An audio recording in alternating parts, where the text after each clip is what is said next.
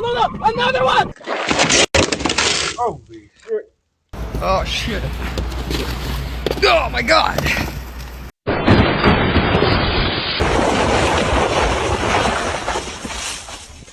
Climbing fast. Car.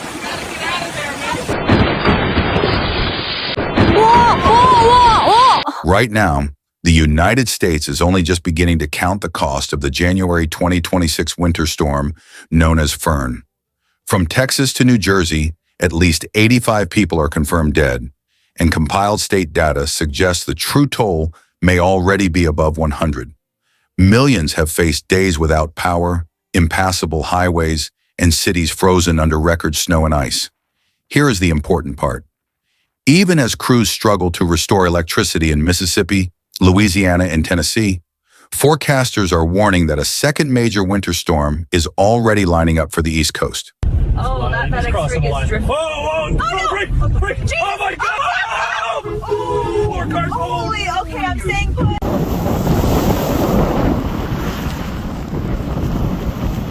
This is our corner of our roof now. So the side yard's officially higher.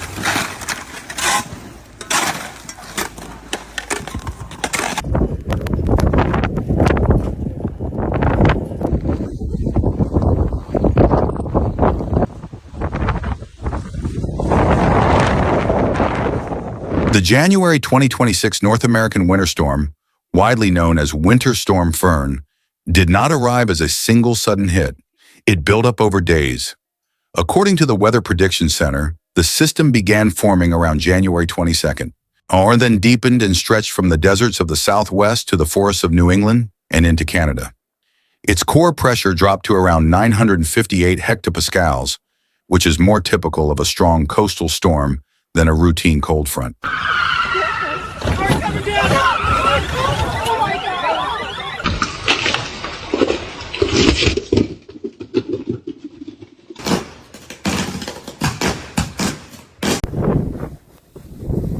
Door dashing in this stuff.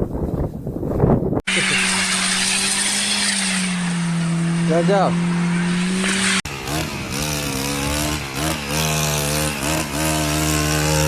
As Fern moved east and north, it dragged Arctic air deep into the continent and collided with moist air from the Gulf of Mexico and the Atlantic. That combination produced an enormous shield of heavy snow and dangerous ice. More than 20 states were affected. From Texas to Maine, many communities saw between 25 and 50 centimeters of snow, roughly 1 to 2 feet, on top of layers of sleet and freezing rain in the south. In parts of New Mexico, snow totals reached about 79 centimeters. In the lower Mississippi Valley, on ice accretions of around 2.5 centimeters turned highways into skating rinks.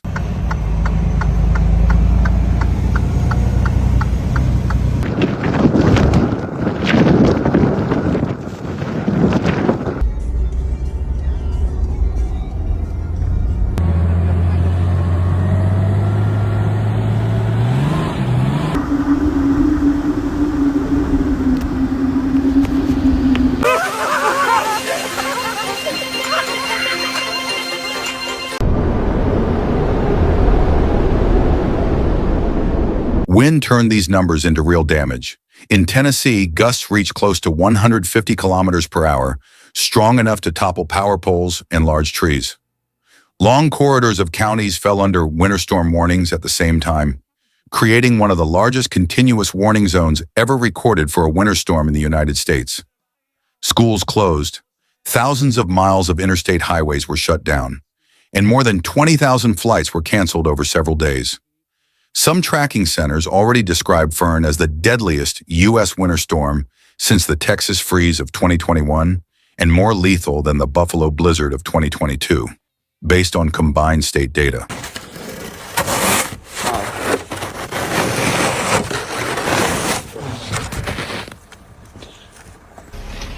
That thing's gonna go. Oh, wow. Easy,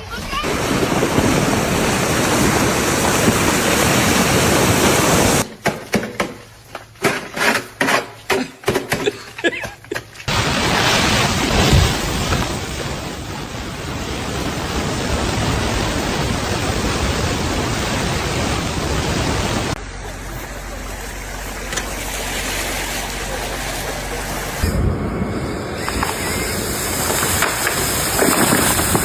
Fern was not just another winter system, it was a continent-scale event that exposed how fragile power grids, roads, and daily life can become when snow, ice, and Arctic cold arrive all at once. And only after the clouds cleared did the true human toll begin to appear.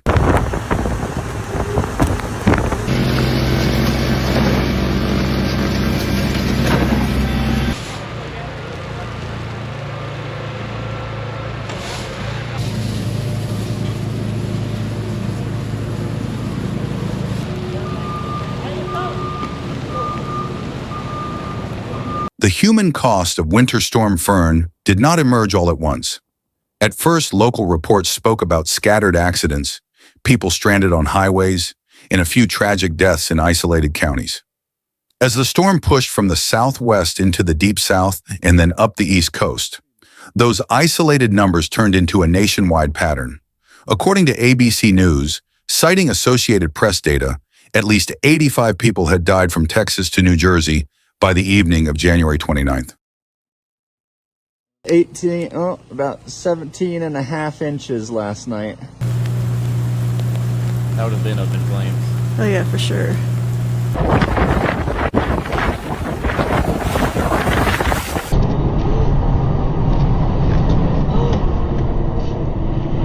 These deaths did not happen only outside in the snow.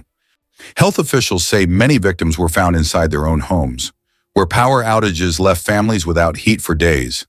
Some died of hypothermia simply because indoor temperatures dropped below freezing and they had no safe way to stay warm. Others were killed on ice-covered highways. State troopers in multiple states reported multi-vehicle crashes on interstates like I-40, I-55, and I-95, as drivers lost control on what looked like wet pavement, but was in fact a sheet of ice.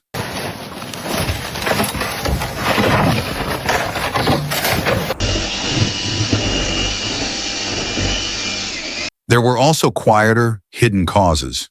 Emergency departments reported people overcome by carbon monoxide after running generators, grills, or improvised heaters inside garages and living rooms.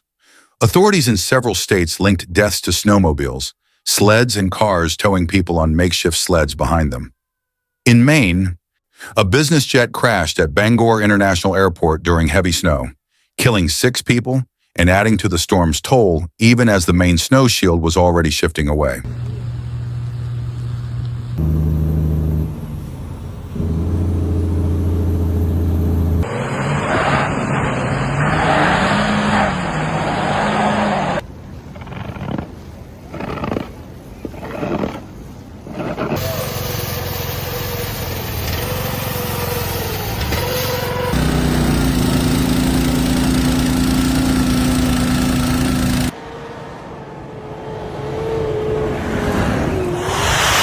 Here is the important part. Independent compilations now suggest the true number of deaths is already higher than the official minimum.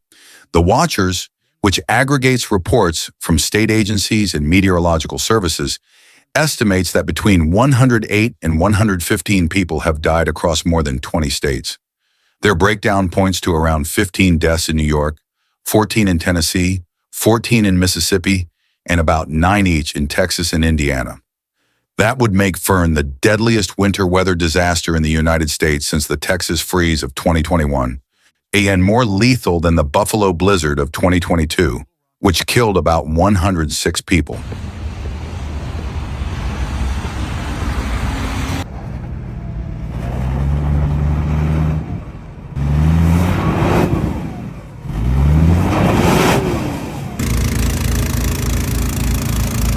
Behind every one of those numbers is a family, a neighborhood, and a set of decisions made in the middle of darkness, cold, and confusion.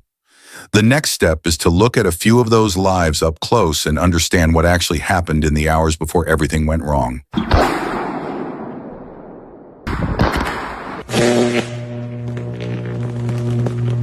For people living in the hardest hit states, Winter Storm Fern meant living hour by hour, not day by day. In Mississippi, officials now say at least 14 people have died, and the governor is calling this the worst ice storm the state and much of the South have seen in at least 30 years.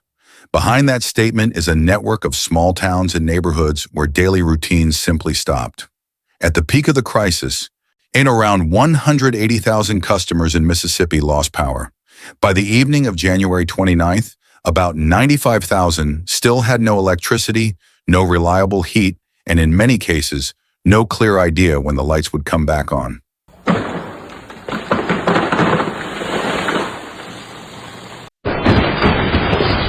Local and state authorities tried to build a lifeline.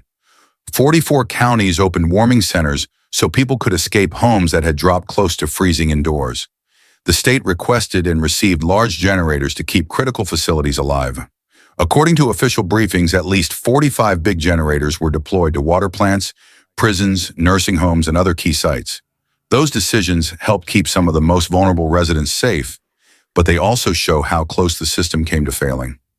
Water itself became a second crisis. Mississippi emergency managers report that 15 water systems, serving about 19,000 customers, were completely out of service. Another 76 systems, with roughly 140,000 customers, were under restrictions. 53 separate systems issued boil water notices. For many families, that meant they were cold, in the dark, and now had to worry about whether the water coming from the tap was safe to drink. On the roads and in the air, the response was just as intense. The Mississippi National Guard deployed around 650 soldiers to move relief supplies and to help evacuate patients when standard ambulances could not make it over the ice. Among those patients were people on dialysis who had to be moved in military vehicles so they would not miss life-sustaining treatment sessions. At the same time, thousands of utility workers and contractors across Louisiana and Mississippi were replacing more than 1,700 damaged poles, thousands of spans of wire, and hundreds of transformers, often working in sub-freezing temperatures and under ice-covered lines. Here is the important part. These are not abstract statistics about infrastructure. They describe a week in which every basic system people rely on, from heat and light to clean water and medical care, depended on whether a generator started, whether a guard truck could reach a clinic, and whether repair crews could hold out long enough to reconnect the grid. Across the country, the impact of Winter Storm Fern can be measured in numbers, but also in the way daily life was stripped back to basics. During the peak between January 24th and 26th, more than 1 million customers were without power at the same time. Some tracking estimates say around 2.5 million customers lost electricity at some point during the storm. In many cities, that meant entire neighborhoods suddenly had no heat, no lights, and no reliable way to cook or charge phones in temperatures well below freezing. Air and ground transportation were pushed to the edge. From January 23rd to 26th, more than 20,000 flights were canceled, turning Fern into the largest aviation disruption in the United States since the COVID-19 pandemic. On the interstates, troopers and highway agencies reported thousands of accidents and multi-vehicle pileups on major corridors like I-40, I-55, and I-95. Sections of these roads were closed for hours or even days, not only because of wrecks, but also because crews could not keep up with snow, sleet, and freezing rain. At the same time, several states recorded daily records for snow or ice. Near Bonito Lake in New Mexico, totals reached about 31 inches, or 79 centimeters of snow.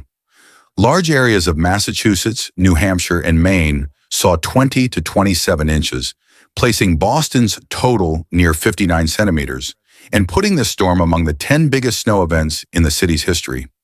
In the Deep South, parts of Arkansas, Louisiana, and Mississippi saw ice layers of 6 to 7 centimeters, thick enough to encase trees, power lines, and cars. Many communities that rarely deal with sustained snow and ice suddenly face blocked roads, collapsed branches, and widespread damage to fragile infrastructure. All of this played out while an intense Arctic air mass held temperatures below freezing across the Ohio Valley, the Mid-Atlantic, and deep into the Southeast. Families in Texas, Louisiana, Mississippi, Kentucky, Tennessee, New York, and New England were not just dealing with one bad day of weather. They were enduring a rolling sequence of outages, travel shutdowns, and record cold that tested every part of local life at the same time. The next question is how those communities can repair what was broken and what kind of support they will receive as they move from emergency response to long-term recovery. As the immediate danger from Winter Storm Fern began to fade, the focus shifted from survival to repair. Across the South, the Mid-Atlantic, and parts of the Midwest, utility companies and local governments launched large-scale efforts to bring basic services back online. Entergy reported that the storm disrupted power for about 171,200 customers across Arkansas, Louisiana, Mississippi, New Orleans, and Texas. By the afternoon of January 29th, around 60% of those customers had their electricity restored. Roughly 68,040 accounts. That still left more than 100,000 people in the dark, most of them in Louisiana and Mississippi. The scale of physical damage to the grid explains why those numbers move so slowly. In Louisiana and Mississippi alone, inspections found about 1,710 poles damaged or destroyed, approximately 6,300 spans of wire down, sitting in around 400 transformers out of service. On the transmission side, 2 substations and 8 high-voltage lines were still offline, leaving roughly 190 miles of major power lines awaiting repair. Each of those components has to be cleared, rebuilt, and tested before entire neighborhoods can be switched back on. To handle this workload, Entergy and its partners pulled in reinforcements from across the region. At the peak on January 25th, more than 10,000 workers were engaged in the response, including about 4,900 people from mutual aid programs and outside contractors. Even by January 29th, there were still more than 7,000 crew members in the field in Louisiana and Mississippi, working long shifts in freezing conditions under ice-covered lines to replace poles, restring conductors, and restore substations. Grid operators also had to think about what comes next, not just what had just happened. The regional system operator, MISO, extended a prolonged cold alert through February 1st, warning utilities to run the system conservatively because Arctic air would keep heating demand high. In practice, that meant holding extra generation in reserve and watching newly repaired equipment closely for signs of stress. Here is the important part. For many residents, recovery did not feel like a clean break from the disaster, but like a narrow window of relative stability before the next major storm, already forecast for the southeast and east coast, had a chance to form. Fern has already made history in terms of snow totals, power outages, and lives lost, but the deeper story is about what it reveals.